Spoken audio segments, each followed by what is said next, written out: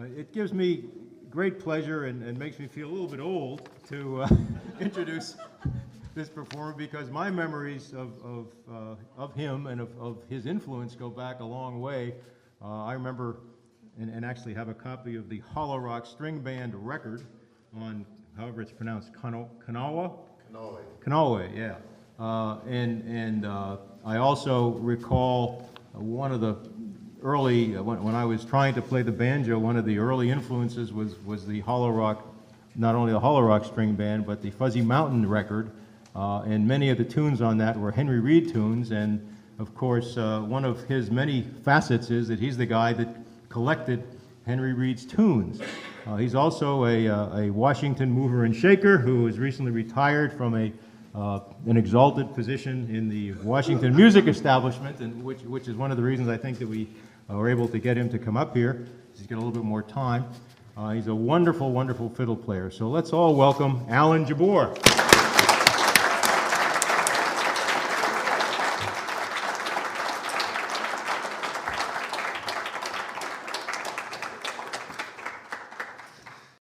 Exalted? I don't know. But thank you anyway for that nice introduction.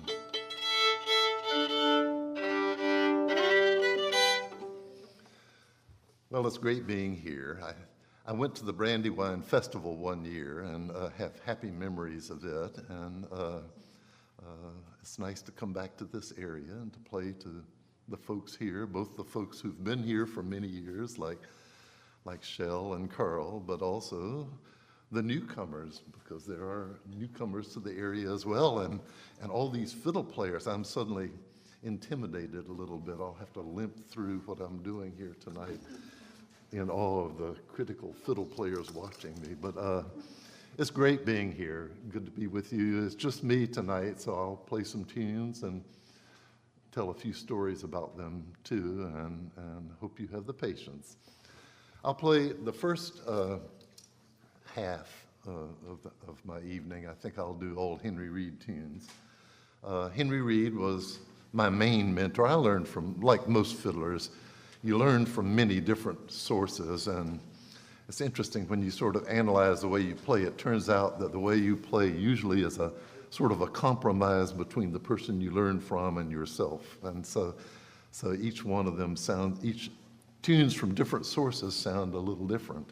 Somebody asked me to play Fortune a while ago, and I play Fortune different from the way I play the Henry Reed tunes. Henry Reed was a fiddle player who lived in Glenlyn, Virginia, right on the Virginia-West Virginia border, right along the New River.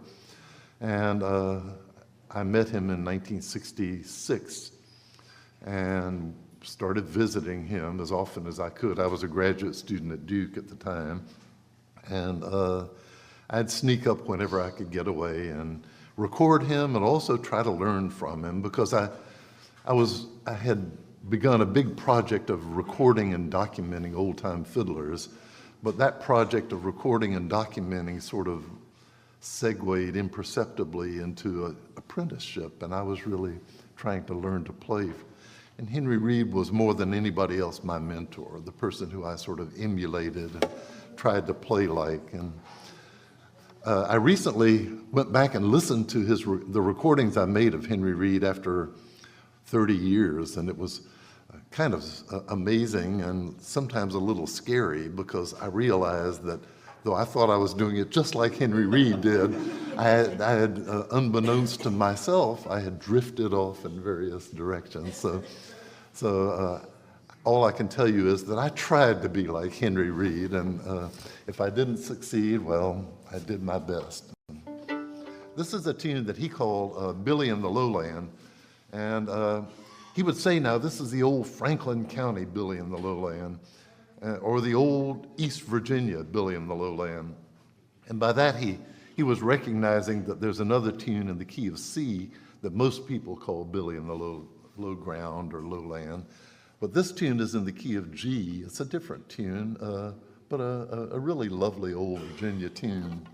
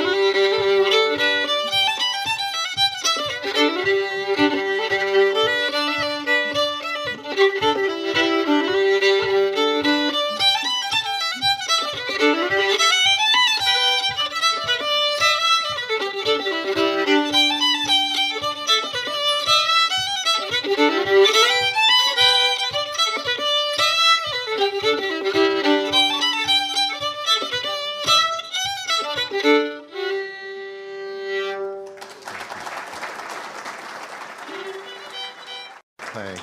That's a great old Virginia tune, East Virginia tune, as Henry Reed would say. He was from West Virginia, but just barely, because he was from right across the border in Monroe County, West Virginia. But of course, West Virginia was once Virginia, but when it broke off during the Civil War, I think somebody introduced the concept of East Virginia to distinguish from West Virginia. So people like Henry Reed would always refer to, well, that's an East Virginia tune, meaning regular Virginia, not West by God Virginia. So anyway, Oscar Wright was the person who introduced me to Henry Reed, and Oscar was really wonderful in talking about him. He played these old tunes that he learned from Henry Reed, and he was a very sensitive and emotional guy, Oscar was, and so he would talk about Henry Reed. He actually told a great story about first hearing Henry Reed as a young man. Henry Reed was like about 10 or 15 years older, and so Oscar said, well, me and a bunch of young bucks were playing for a dance, and we thought we were hot stuff. And he says, this fella comes in overalls. He was an older guy, and he had a sack slung over his back. And we sort of nudged each other. Who is this guy? And so he comes in there, and they say, hey, fella, what do you have in that sack? And Henry Reed says, a fiddle. And they said, let's see that fiddle. And so Henry Reed takes it out of the bag and pulls it out. And they say, well, can you play that fiddle? And so Henry Reed picks it up and starts playing. And Oscar says, I listened. He says, and I took my fiddle and I put it back in my case. And he says, I closed it up and stuck it under the table. He says, I spend the rest of that night listening to Henry Reed play. And so that's just what Karen and I did when we went to hear him. He was still a great fiddler in his 80s, had a shake in his hand, but still played beautifully. And well, it's great thinking about him. Here's a tune he played that he called Cabin Creek. It's a simple tune, really kind of a banjo tune, but a beautiful tune too. It's one of those hundreds of tunes from the Appalachian region that are named after creeks and rivers. This region of the world loves to name fiddle tunes after creeks and rivers. Maybe it's because is a fiddle tune like a creek or river? Maybe, I don't know. It is to me, but on the other hand, most of the world doesn't name all their tunes after creeks and rivers, but in the Appalachians they do. And some people call this tune Barlow Knife, but Henry Reed called it Cabin Creek. Cabin Creek is a creek that flows into what by then is the Kanawha River that goes through Charleston. And it was the site of a famous strike back in the early 20th century. But I think this tune is not about the strike. It's probably about the creek.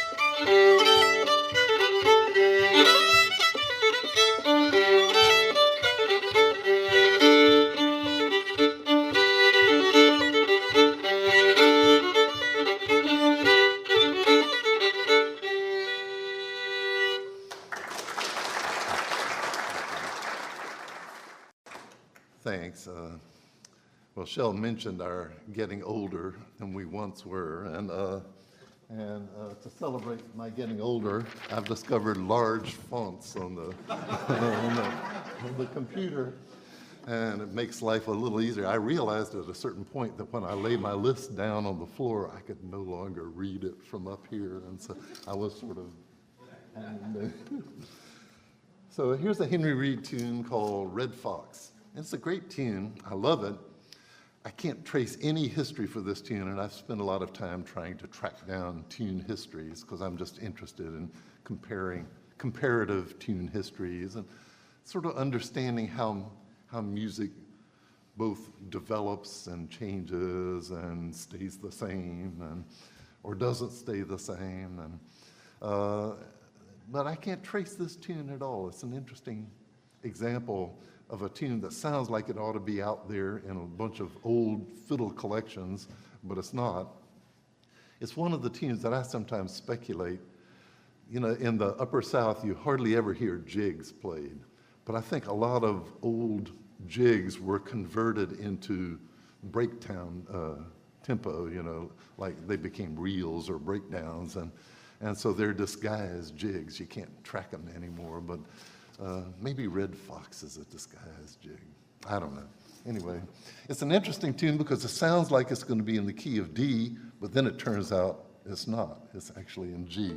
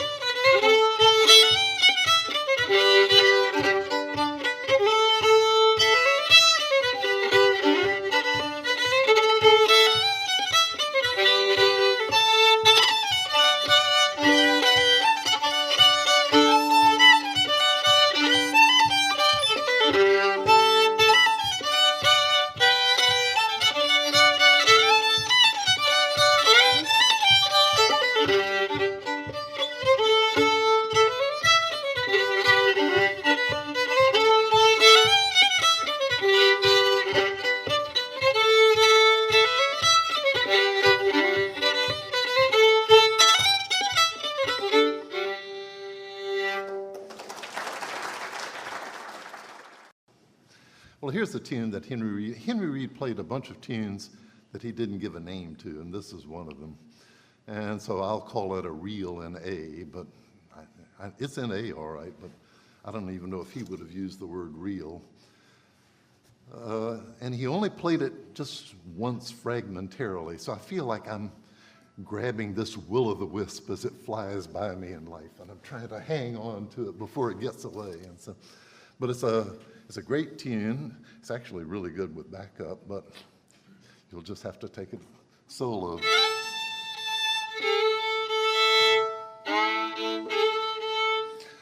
Henry Reed, by the way, played all of his tunes in standard tuning.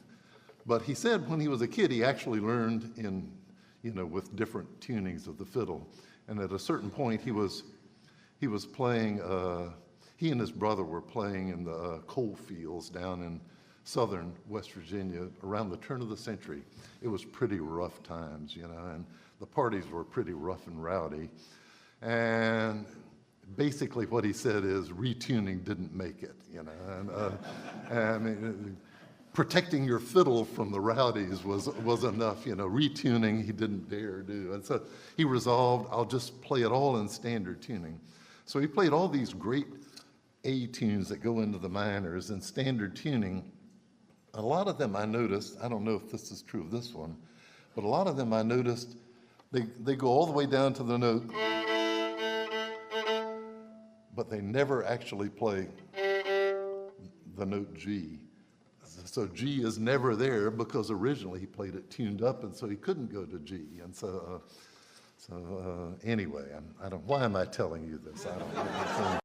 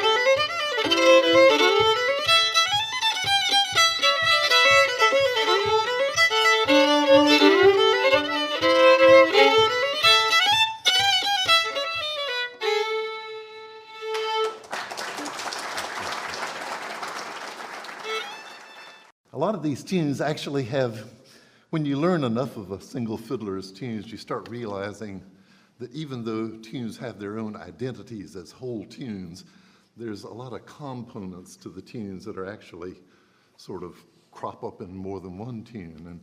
And Henry Reed played several tunes that had a high part that will, and so forth. So The next tune I'm going to play is a tune called Frosty Morning that shares that with the reel that I just played. It has a little bit of, you might say, overlapping matter that make up its construction. But it's a great tune with its own separate identity. Very much a Henry Reed tune. I never heard anybody else play it. This is actually a great example. See, it starts there.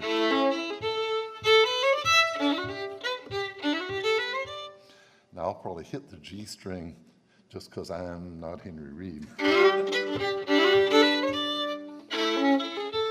But this is one of those tunes that never actually goes down to G.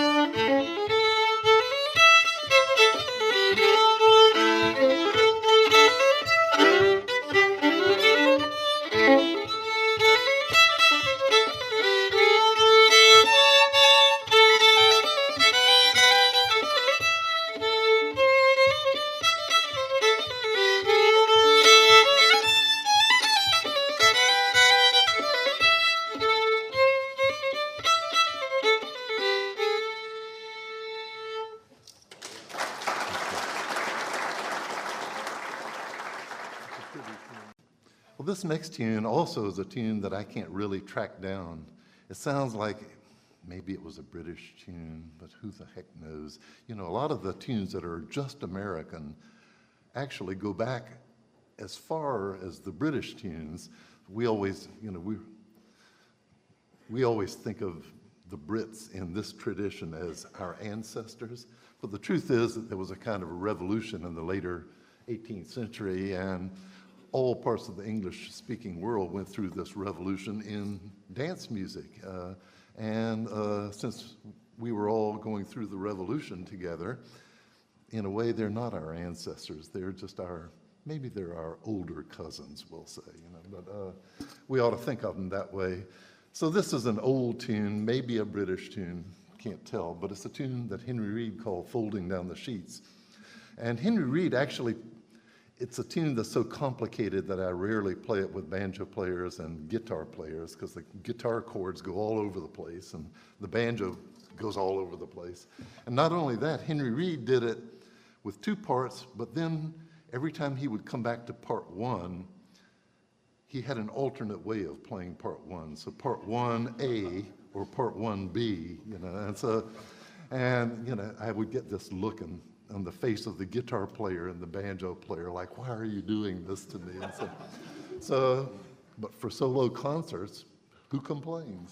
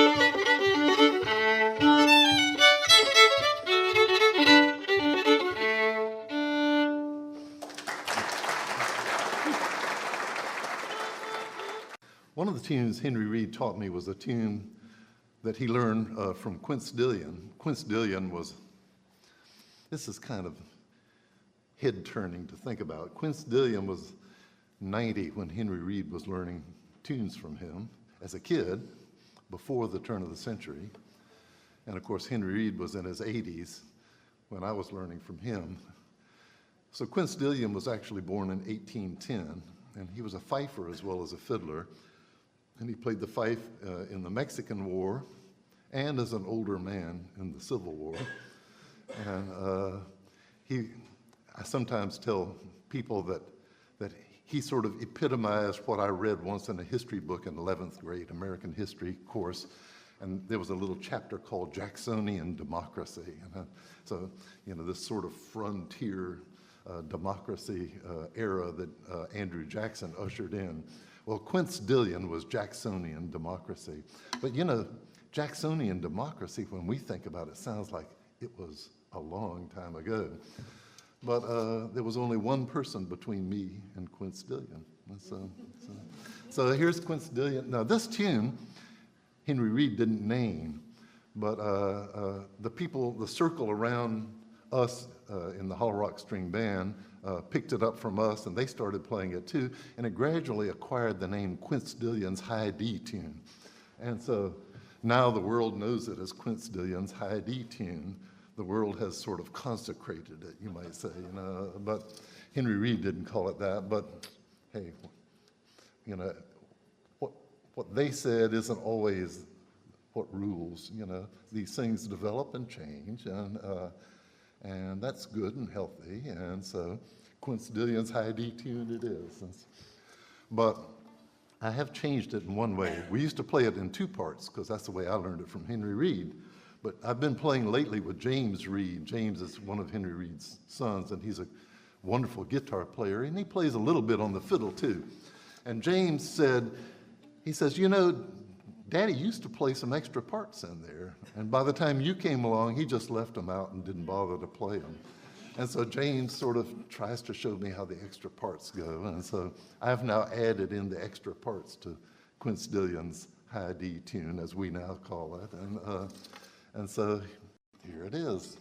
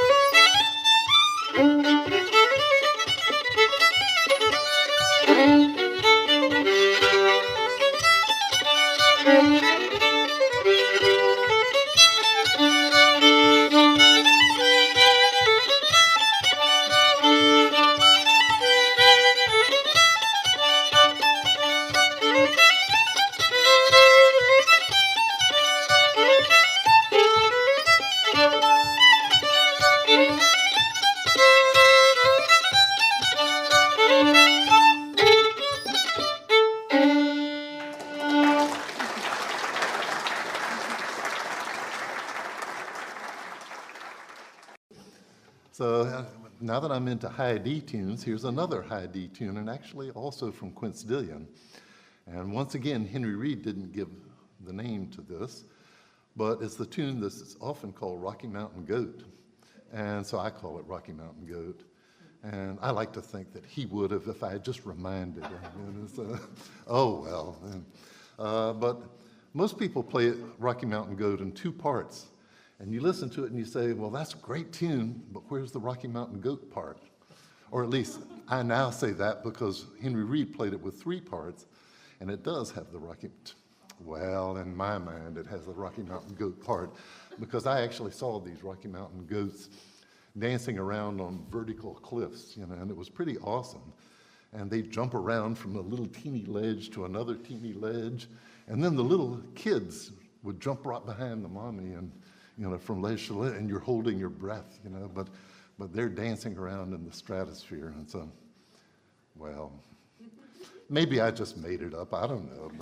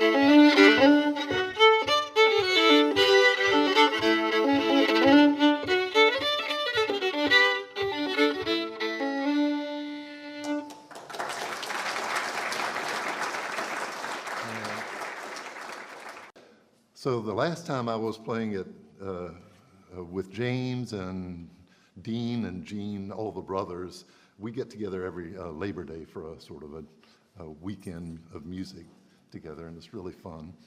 And the last time, they thought of a tune that their dad used to play on the fiddle for them. It's really a waltz time tune or a song, an old air actually, but it's a pretty tune called Rockin' the Babies to Sleep.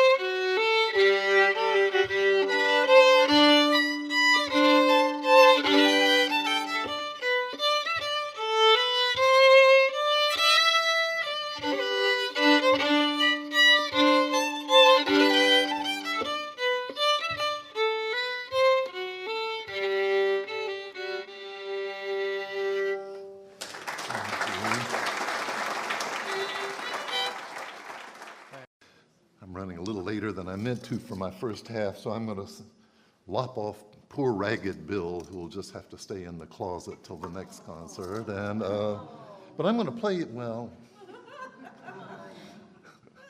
Well, we can't do everything, but here's a tune I'm going to play just because I'm hoping somebody knows this tune and will tell me the words to it. It was a Henry Reed tune. He played it for the kids. I think it was a turn of the century song. And somebody wrote me a letter who bought our recent record. We made a CD called A Henry Reed Reunion, which is me and Bertram Levy from the old Holler Rock String Band and James Reed. And so anyway, we put this tune on it, and we called it Dean Reed's Favorite, because Dean Reed, whenever we get together for Labor Day or any other time, he's always saying, play that, it has no name, and we know what he means, and so we play it for him. So I'm going to play it for you in hopes that somebody will know the name of it.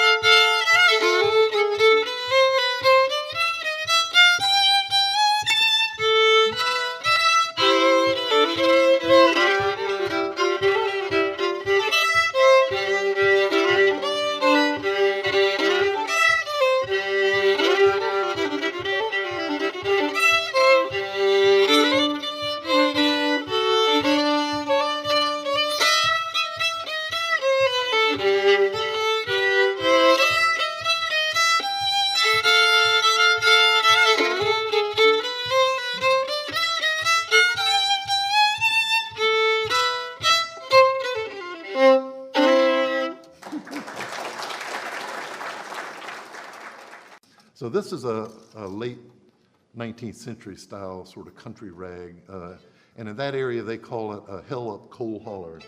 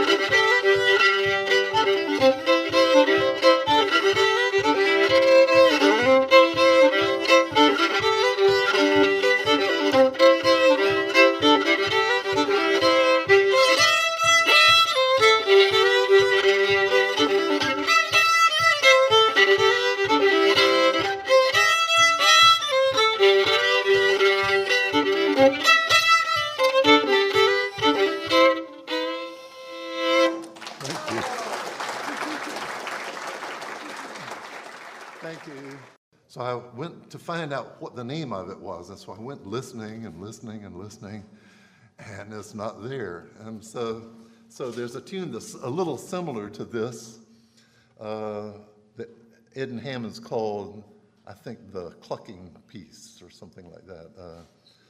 So I don't know if I got it from him and then messed it up and made a different tune, or if I learned it from somebody else, but it's a little similar to that, or if I just made it up on my own. I don't know. All I can do is play it for you.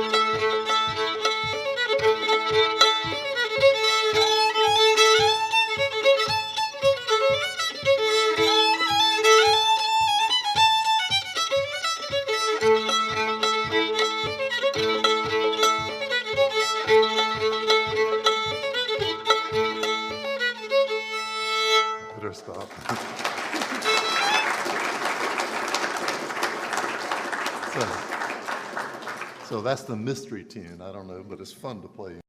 Sandy refers to the Big Sandy River, which is the river that separates West Virginia from eastern Kentucky. And so the Hammonds family actually lived along the Sandy River around the middle of the 19th century. And so they have family memories from that era and associate Sandy Boys with that place and that time, the family history.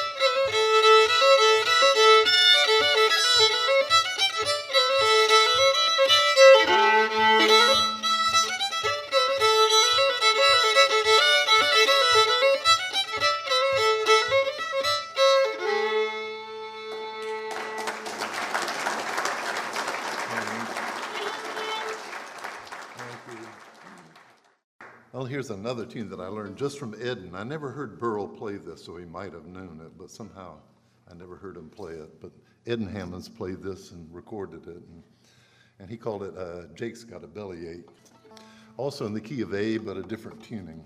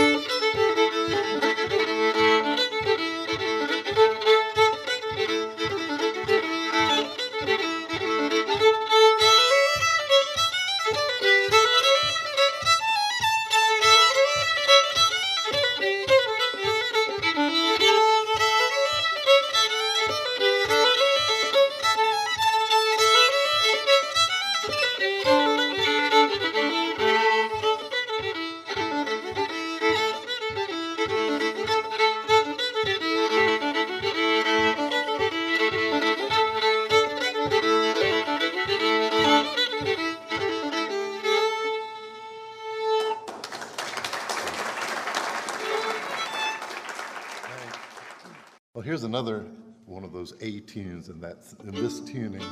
And this one I learned from Burl originally, and he called it Shaking Down the Acorns. And then Eden recorded it. You know, this is for anybody who ever thought that tradition was constant. He called it Shaking Down the Acorns. His uncle, Eden, who he admits is the greatest fiddler he ever heard, called it Shaking Off the Acorns. Now, will you guys please agree on what the title is to this tune? And so I guess I still call it Shaking Down the Acorns, but I think I picked up some licks from Eden too. It's one of these tunes that's Shaking Down the Acorns. It's one of these tunes that's like a circular tune. It never comes to rest on the tonic at the end of the tune. It's constantly sort of flipping back over into the beginning of the next part again. So it's just going on and on and on. And so I'll play it and I'll stop at a certain point, you know, and I'll do something else and you'll applaud and everything. But the tune goes on, you know. It's just,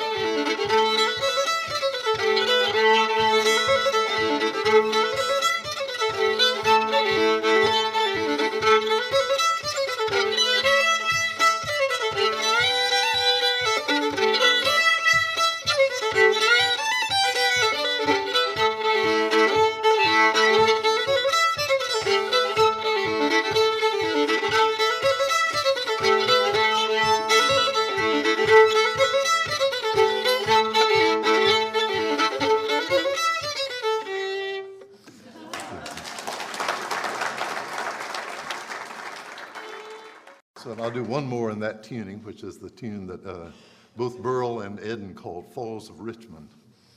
And the falls, I don't know if any of you have driven I-95 going right through the heart of Richmond, and then you cross the James River, and you're crossing right at the Falls of Richmond, actually, and you can look upriver a little ways. You can see the rapids and the Falls of Richmond. It's right there, and so this is, I guess, one of those fiddle tunes that's named after creeks and rivers again.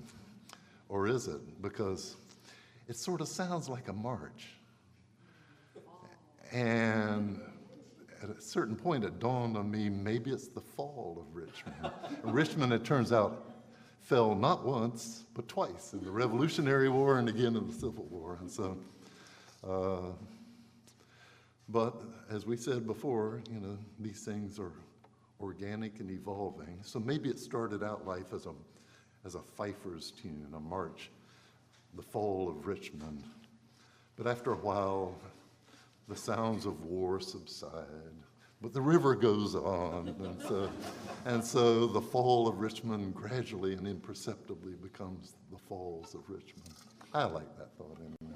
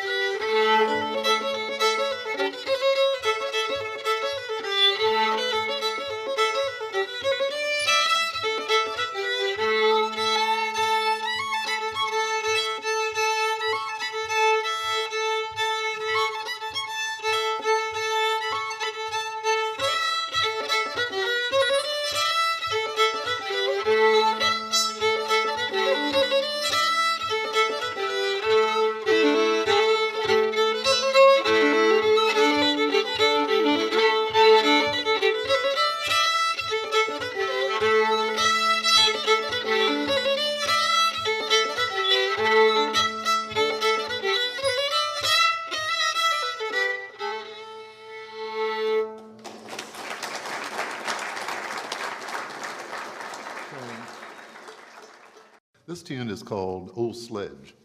It's a great old West Virginia tune. It's a simple tune. It's one of those circular tunes also that just goes on and on forever. But it also has different numbers of parts and different people play it. It's very simple and so flexible that it's like constantly morphing. And so I'll do my version of Old Sledge. I played it for years in different versions, and I never knew what Old Sledge meant, but I at some point published Old Sledge and made some reference to a sledge being an old dialect word for a sled or a sleigh, which it is. And but there's no way to find out things in the world like publishing what you think, you know. And so I published that, and right away, you know, the world, which up to then had been silent, suddenly all told me with one voice what Old Sledge really. It turns out Old Sledge is the name of a 19th century card game, and so it's an old. Actually, it's a worldwide card game. It's called different names. Jack of Diamonds. Let's see. High-Low Jack in the Game is one name for it, and 7-Up is actually another name for it.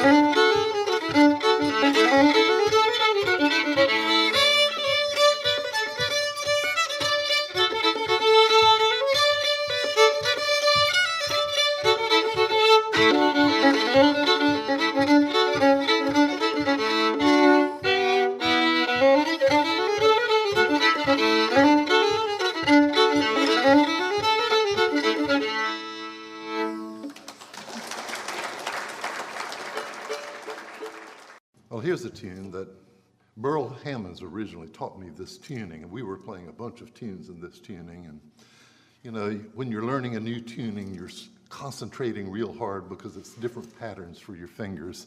And it was really a heavy session, and we went through a bunch of tunes. And then I was sort of exhausted, and it was Sunday, and I had to get back to Washington. It's a 5-hour hard drive from that area of West Virginia. And so I reluctantly packed up and headed across the mountains. And you have to cross about 5 ridges on the way, you know, eastward, even to get to the Shenandoah Valley. And so I up and down. And it was one of those foggy nights in the Appalachians, you know, and everything was sort of covered with fog, and I was tired and exhausted and sort of dozing off. And then a fiddle tune pops in my mind.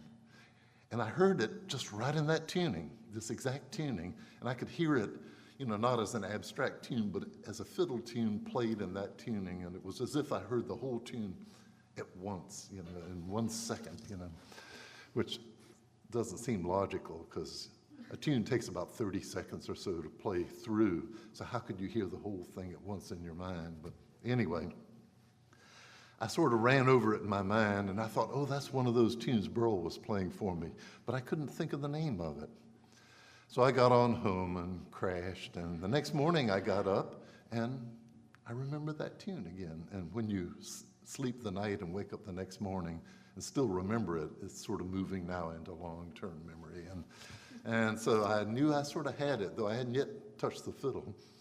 And it was really about a month before I finally picked up the fiddle again and played. But I put it in this tuning, and I played that tune, and I knew just what to do. It was right there. But I still couldn't remember the name of it. So eventually, several months later, I finally got back to visit Burl again, and we got the fiddles out and started playing. So at a certain point, I put it in this tuning. And I said, Burl, let me play a tune that I think I got from you. And I said, but I don't know the name of it. So I played this tune, and he listened to it. He said, that's a nice tune. He says, I don't believe I ever heard that before.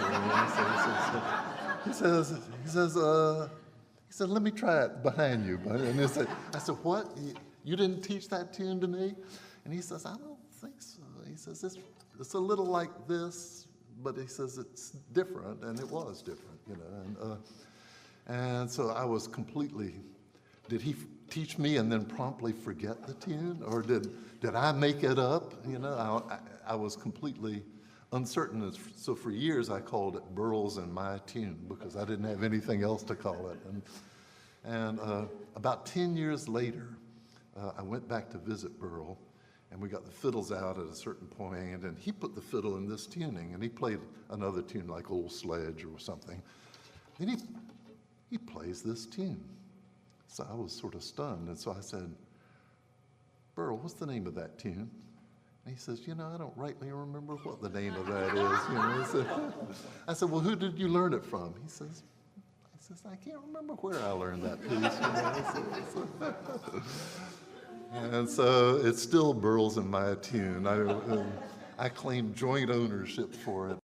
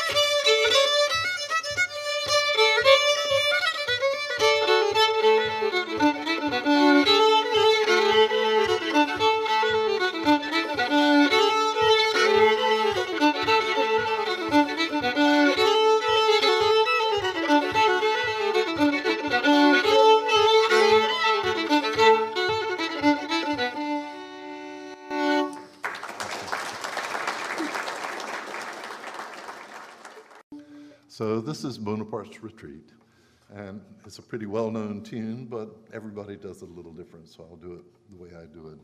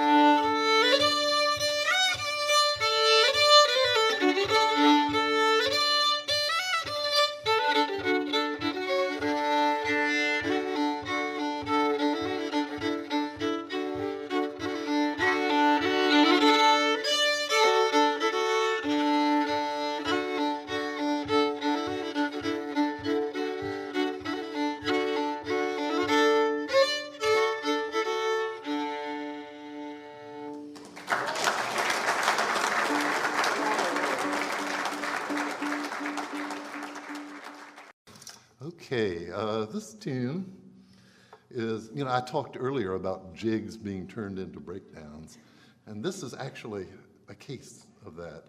It's not really a jig, it's a 6/8 time tune, but it was a quick step. It was used as a march in the fife and drum corps of the 19th century. And in central North Carolina, they still play this tune, or did when I was recording tunes and visiting fiddlers in the 60s. And they called it Chapel Hill Serenade. But in the Blue Ridge, they sometimes play the same tune as a breakdown, and they call it Green Willis, but you can hear it's the same tune, so I'm gonna give you both versions of it. Green Willis, the tune appears in the fifing, it's called the Raw Recruit usually, and it appears in fifing books from the 19th century on. So it's an old tune, and actually it's a Scottish tune originally, new rigged ship for those of you who are Scottish devotees. And so Chapel Hill Serenade, I always thought that after the Civil War, that, they banned the fife and drum corps and the local militias were gone, in the South. And so I always thought that some fifer, the fifer was also usually a fiddler, and so, the same tunes go on, but they go on as fiddle tunes. And they figured, well, just to be on the safe side, let's call it something really innocuous. So how about Chapel Hill Serenade? It's not a march, no, it's a serenade. So.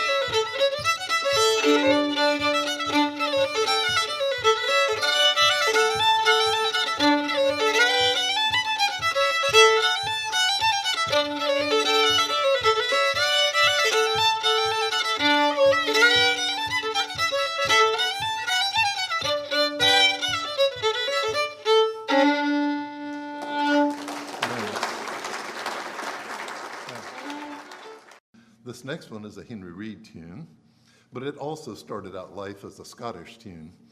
And it was originally a strathspey. A strathspey is a kind of a slow and very, well, I can't explain it if you haven't seen it, but maybe some of you have seen strathspey dance. But they're very herky-jerky tunes too. Scotch snaps and all that stuff. that gets ironed out as it crosses the Atlantic. And this tune started out called The Marquis of Huntley's Farewell. And the other thing that gets shed real quick when you cross the Atlantic is all these lords and ladies. I mean, that doesn't go here, you know, so they get pitched overboard and the tune comes ahead without them. And then it got attached in Virginia to a minor Revolutionary War hero named George Booker. And so it's called George Booker by the old timers, and Henry Reed said, now this is an East Virginia tune called George Booker. In central West Virginia, it actually had yet another twist of fate, which is it was played by a bunch of fiddlers in Camp Chase, Ohio, in a contest in which the best fiddler would win his freedom. And Saul Carpenter actually played this tune and won his freedom by doing it. And that's pretty nice to turn a fiddler loose for playing. I think now that's really a fiddle contest with a difference, you know. So you win your freedom by playing the fiddle. And so to commemorate that, people in central West Virginia call it Camp Chase, but it's really actually still George Booker. So, or still, no, the Marquis got pitched overboard.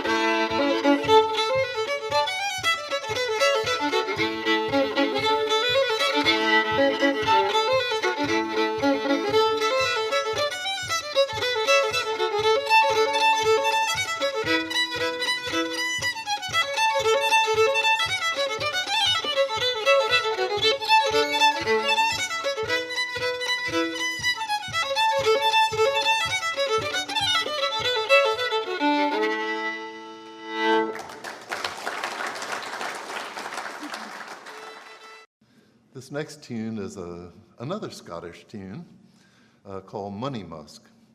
And like most British tunes, it sort of starts with a low part.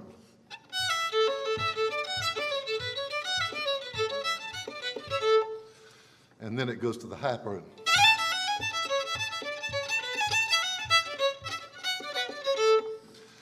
So that's typical British stuff. But in the upland South, they like it the other way around. They like to start with the high tune.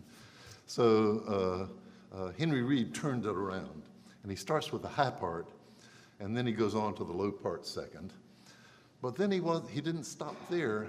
I recorded him 3 or 4 times playing Money Musk, and the first time he played 2 parts, and the second time he played 3 parts, and the fourth time he played 4 parts. And it's as if he was sort of inventing it before my eyes, you know. This sort of unfinished symphony is being added on to every time I come back again. And So I guess I now do it with 4 parts. Sometimes I throw in some additional variations that he did and yet other versions of it. It was fascinating to see that, and to see that it was a case where he was literally shaping or reshaping it before my very eyes. So I think of it as Money Musk, the tone poem. So Money, by the way, it was Sir Archibald of Money Musk's reel, and you know what happened to Sir Archibald mid-Atlantic.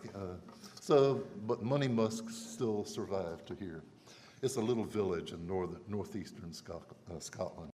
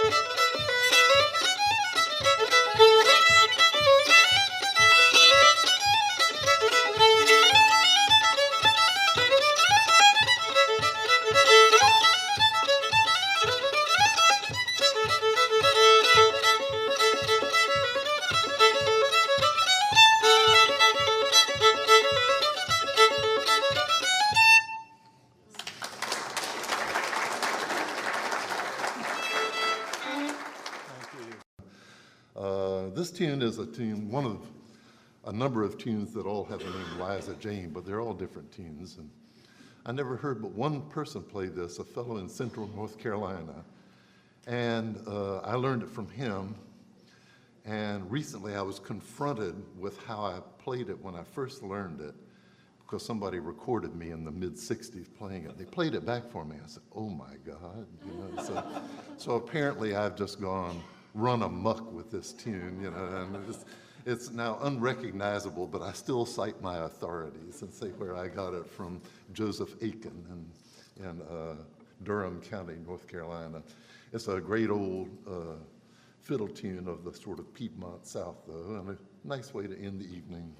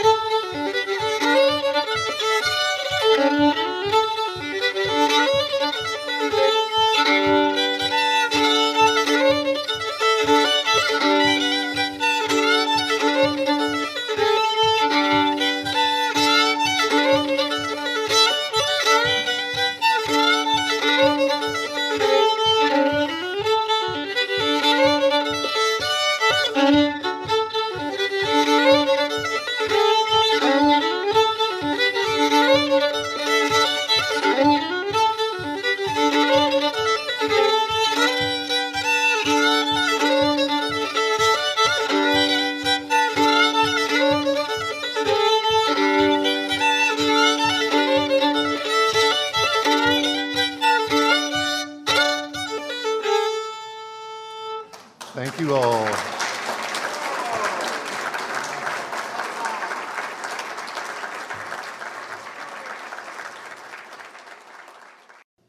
This is a tune that I learned from Henry Reed as Hell Among the Yearlings. Most people who play Hell Among the Yearlings, I think all versions of it, just about that you hear, come from Clark Kessinger, who was a great West Virginia fiddler, made a hillbilly record in the 20s. And he, like a lot of West Virginians, took liberties with tunes and added extra beats, you know. So he put these extra beats into Hell Among the Yearlings. Well, everybody else sort of religiously does it with Clark Kessinger's extra beats. But Henry Reed, I guess, probably learned it locally, and so he just played it with the usual number of beats.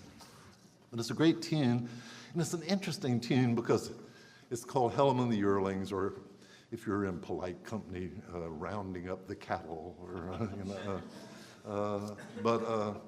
but it's an odd tune because it's